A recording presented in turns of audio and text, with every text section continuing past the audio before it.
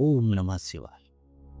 तमेव माता च पिता तमेव तमेव बंधु च सखा तमेव तमेव विद्या द्रविड़ं तमेव तमेव सर्वं मम देव देवा।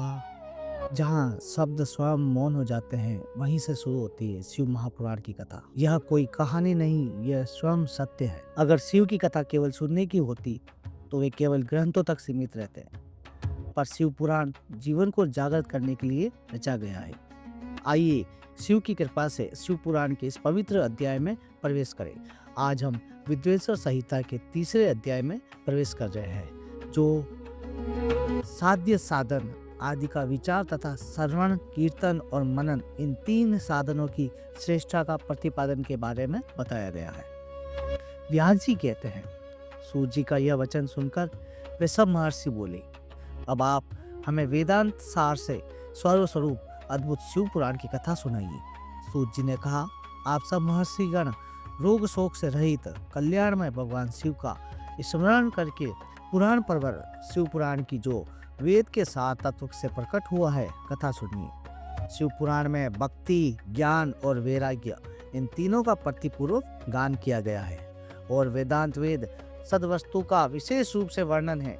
इस वर्तमान कल्प में जब सृष्टि क्रम आरंभ हुआ था, उन दिनों 6 किलो के महर्षि परस्पर वाद विवाद करते हुए कहने लगे, अमुक वस्तु सबसे उत्कर्ष है और अमुक नहीं है। उनके इस विवाद ने अत्यंत महान रूप धारण कर लिया। तब वे सब के सब अपनी शंका के समाधान के लिए सृष्टिकर्ता अविनाशी ब्रह्मा जी के पास गए और हाथ जोड़कर विनय भरी वाणी में बोले, प्रभु, आप संपूर्ण जगत को धारण पोषण करने वाले हैं तथा समस्त कारणों के भी कारण हैं। हम यह जानना चाहते हैं कि संपूर्ण तत्वों से परे परातत्पर पुराण पुरुष कौन है। ब्रह्मा जी ने कहा, जहाँ से मन सहित वाणी उन्हें न पाकर लौट आती है तथा जिनसे ब्रह्मा, विष्णु, रुद्र और इंद्र आदि से युक्त यह संपूर्ण जगत समस्त भूतों एवं इंद्रियों के साथ पहले प्रकट हुआ है, वे ही ये देव महादेव सर्वज्ञ एवं संपूर्ण जगत के स्वामी हैं। यही सबसे उत्कर्ष हैं। भक्ति से ही इनका साक्षात्कार होता है, दूसरे किसी उपाय से कहीं इनका दर्शन नहीं होता है। रुद्र, हरि, हर तथा अन्य देवेश्वर सदा उत्तम भक्ति भाव से उनका दर्शन करना चाहते हैं। भगवान शिव में भक्ति होने से मनुष्य संसार बंधन से मुक्त हो जाता है। देवता के कृपा प्रसाद से उनमें भक्ति होती और भक्ति से देवता का प्रसाद प्राप्त होता है। ठीक उसी तरह जैसे अंकुर से बीज और बीज से अंकुर पैदा होता है। इसलिए तुम सब ब्रह्म ऋषि भगवान शंकर का कृपा प्रसाद प्राप्त करने के लिए भूतल पर जाकर वहाँ 17 वर्षों तक चालू रहने वाले एक विशाल यज्ञ का आयोजन करो। इन यज्ञपति भगवान शिव की कृपा से वेदोक्त विद्या के सारभूत साध्य साधन का ज्ञान होता है। शिव पद की प्राप्ति ही साध्य है, उनकी सेवा ही साधन है तथा उनके प्रसाद से जो नित्य नैमित्तिक आदि फलों की ओर से निष्पर्श होता है वही साधक है। वेदोक्त कर्म का अनुष्ठान करके उसके महान फल को भगवान शिव के चरणों में समर्पित कर देना ही परमेश्वर पद की प्राप्ति है। वही सालों के आदि के क्रम से प्राप्त होने वाली मुक्ति है। उन पुरुषों की भक्ति के अनुसार उन सबको उत्कर्ष फल की प्राप्ति होती है। उस भक्ति के साधन अनेक प्रकार के हैं जिनका साक्षात परमेश्वर ने ही प्रतिपादन किया है। उनमें से सारभूत साधनों को संक्षिप्त करके मैं बता रहा हूँ। कान से भगवान के नाम, गुण और लीलाओं का श्रवण, वाणी द्वारा कीर्तन और मन के द्वारा उनका मनन, इन तीनों को महान साधन कहा गया है। तात्पर्य यह है कि महेश्वर का श्रवण, कीर्तन और मनन करना चाहिए। यह श्रुति का वाक्य हम सबके लिए प्रमाणभूत है।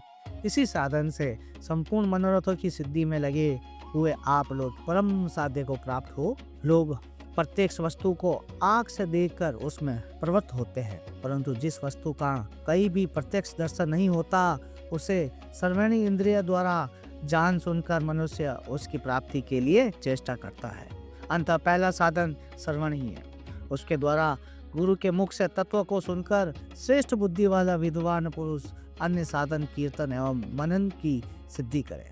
क्रमशः मनन पर्यंत इस साधन की अच्छी तरह साधना कर लेने पर उसके द्वारा सालोक्य आदि के क्रम से धीरे धीरे भगवान शिव का सहयोग प्राप्त होता है। पहले सारे अंगों के रोग नष्ट हो जाते हैं, फिर सब प्रकार का अलौकिक आनंद भी विलीन हो जाता है। भगवान शंकर की पूजा, उनके नामों के जप तथा गुण रूप विलास और नामों का युक्तिपरायण चित्त के द्वारा जो निरंतर परिशोधन या चिंतन होता है, उसी को मनन कहा गया है। वह महेश्वर की कृपा दृष्टि से उपलब्ध होता है, उसे समस्त श्रेष्ठ साधनों में प्रधान या प्रमुख कहा गया है। यह अध्याय यहीं समाप्त नहीं होता है, इसे अपने भीतर बसाइए। यदि यह अध्याय आपके मन को स्पर्श किया हो तो इसे आगे से कीजिए। इसी के साथ शिव पुराण विध्वंसर संहिता का तीसरा अध्याय समाप्त होता है। ओम नमः शिवाय, ओम नमः शिवाय, ओम नमः शिवाय।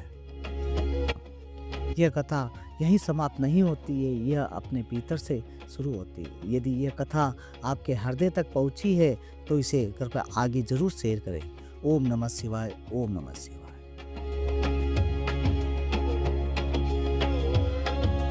शिव की ऐसी और कथाओं के लिए आप हमारे चैनल से जुड़े रहिए और कमेंट में ओम नमः शिवाय लिखिए। महादेव आपकी रक्षा करें। ओम नमः शिवाय।